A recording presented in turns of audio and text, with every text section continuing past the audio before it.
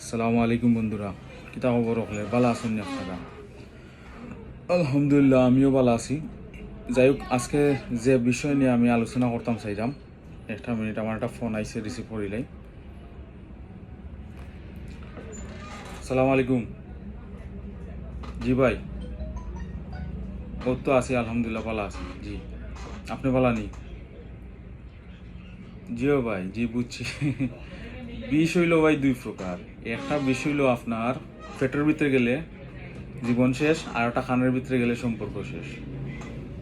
জি ভাই, বুঝছেন নি? জি, আচ্ছা, আইলে দেখা হইব না ভাই, ইনশাল্লাহ। জি, ওকে, আসসালামু আলাইকুম। আপনারাও বুঝছেন নি, বিষ হইল দুই প্রকার।